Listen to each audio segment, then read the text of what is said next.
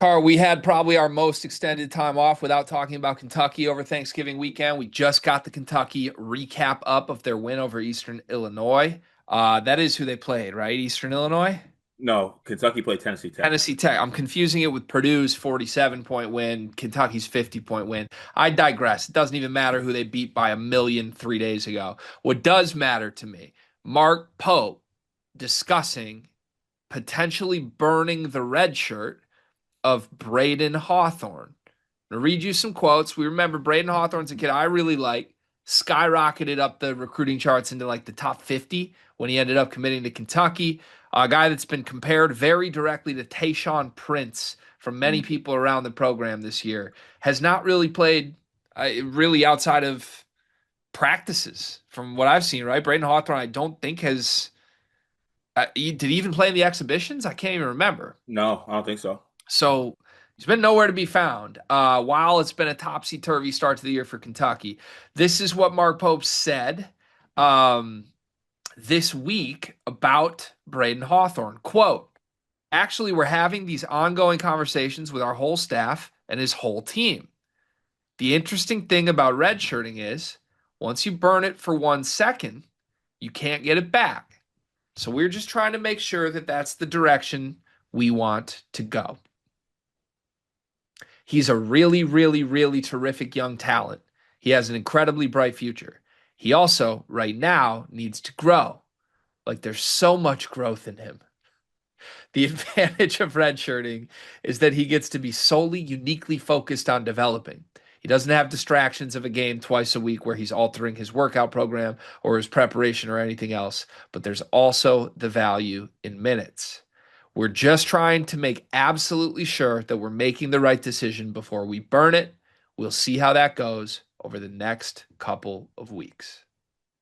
End quote. I do want to give a shout out to Jack Pilgrim from KSR on three, who did this write up, got the interview, got the quotes from Mark Pope in written form. So, Jack, great job. Thank you, as always, for the great work you do covering Kentucky basketball. Go support him and the entire KSR team. Some very long winded quote. If I could lay out the situation as best I interpret it, Mark Pope wants to redshirt Braydon Hawthorne.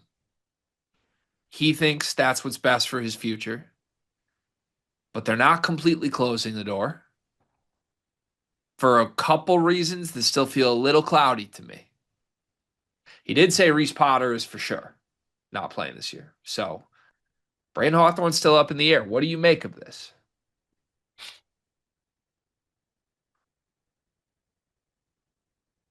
The thing is, like, I don't think people realize how hard I'm trying, but I really am. I really am. Um, we played two good opponents this year and we lost, and we have Caleb Wilson coming in to Rupp on Tuesday for a must-win game. Can you give me one good reason why I should give a flying Wildcat or Lexington about Braden Hawthorne burning his red shirt? Because there's some people that think Braydon Hawthorne might be able to help this team against guys like that. Then this team might not be good. Then I think I might be right. I mean, I think that's on the table, and I don't think Kentucky fans are ducking that. I think the only reason this is being discussed is because Kentucky fans, rightfully so, feel a sense of urgency on could this kid help us? Oh, so maybe I like that then. Maybe I like that and not the long-winded form. A lot of words, man. We got to get him more concise. Like we gotta like put him on the limit, man. Like I think someone said like I think it was I don't even like that I'm doing this, but I was watching that internet invitational and Portnoy's like, yeah, I had to put Frankie on a pitch count because he just like kept talking like a word count. Like I think after the ninth word to describe how Braden Hawthorne has growth up in him, which by the way, ayo, we can like move on. Yeah, Mark Pope speaks the way I write when I write Action Network articles. There is a word count. I'm trying to hit it. It's like very, very clearly I'm trying to hit it. Um just kidding, Action. I love you guys. Uh that's also a Mark Popeism right there. I just kidding. I love you, Braden. Love you. Um Car, I'd like to go back to one specific thing he said here. This should be the most telling element of this. It was the most telling one-liner of this entire quote for me. Um, he said, I gotta find it. He said, oh,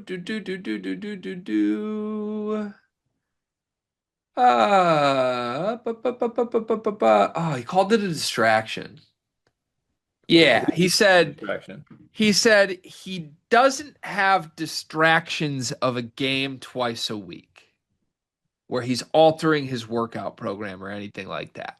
Hmm. But then there's also value in minutes.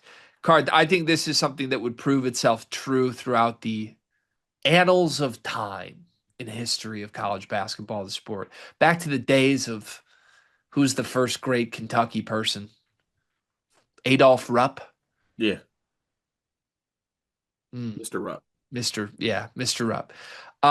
Cart, if game minutes for a player are best described as a distraction, that means the player can't help you. That's probably a fair assessment. If a player could help you, you wouldn't view his potential presence on the court as a distraction. He- His development is at a spot where it's distracting others. Wait, Right. maybe it's too good. He's so good, it's distracting. Like, God damn, he's good. Go to the side court. That would be a spin zone I think even Kentucky bloggers are not capable of. To my follow up on that, then why the hell is Trent Noah touching the floor? I mean, I'm here for those conversations. Trent Noah shooting 50% from three this year, by the way. Has he hit a three against anyone who is like top 112 in Ken Pom? Do you believe Braydon Hawthorne's a good basketball player? I do. Yeah, I down the road, Do you think he could help this team this year? Yes or no? no. I think he could. Why? So I think this team has issues. What's their issues? A lot. List them because I'd like to associate them with Braden Hawthorne. Well, I think there's a lot of disconnected issues. Some guys have buy-in issues, some guys have effort issues, some guys have athleticism issues, some guys have shooting issues, some guys have defensive concerns. Um, I think Braden can help with at least three of those five categories, and I'm not going to name which ones. All right, doing a quick check here. Weather in Lexington. I'm just did they say like kind of when it would take place? Like if they did do it, would it be this week? They did not say, although I think time is running out if he's going to make the I'm going to play decision. Right. Because like that's not much windiness wise this week. Only a max of 15 miles an hour, so he should be fine. So he won't blow away. Yeah.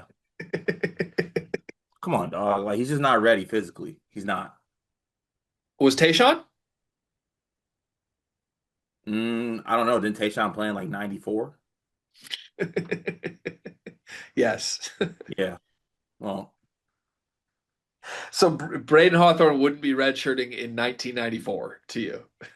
well, here's the thing too. Tayshaun was also like a McDonald's All-American. He could have been 4 pounds. Well, you're also a big like new is better than old guy. Like who's the worst basketball player you currently think is better than Michael Jordan in his prime? I don't want to answer that question. So like That one Kentucky dude who was mean about the team. under that lens right now, who's better? Prime Tayshaun Prince in college or Braden Hawthorne? Who would be better? Prime Tayshaun Prince. Is better than Braden Hawthorne? Yeah, Are you sure you mean that? I do mean that. So you really don't think that highly of Braden then? No. That hurts because did he cut Michigan in his like final three? Hmm. We'd love to have you. We'd be playing you right now. Would you? Yeah. Well, because Dusty, you're beating everybody because you're beating everybody by 40. Dusty plays everybody, dog. You saw the Oscar Goodman dunk. It was nice. Come have fun. Ann Arbor. We got money. Not Is Braden, Kentucky money, but is Braden Hawthorne better than Oscar Goodman? yeah, yes. Yeah, I guess we just differ on our thoughts on I Hawthorne. think Hawthorne's sick. I love him. I love that for you. And this is me tampering. Lastly, and most importantly, he gave some very on the nose quotes this summer. Do you remember we did a video on it where he was like, the only way I'm leaving is if I get dragged out of here or something. Like he's like, Or like for the NBA, isn't it? yeah, it was like if like Travis Perry left the program And he basically took it upon himself as an incoming freshman to be like, Kentucky fans, don't worry, I'm never leaving. And we're like, we weren't concerned about that. Thanks for hearing that. Is Where do you have? is he still never leaving?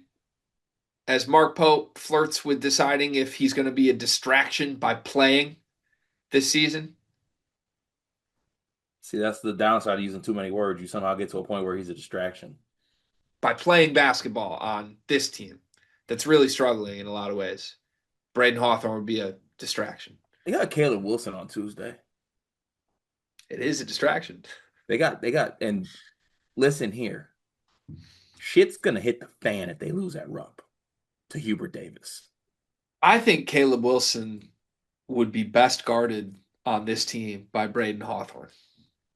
Didn't Caleb Wilson tell Kentucky to kick rocks? Yeah,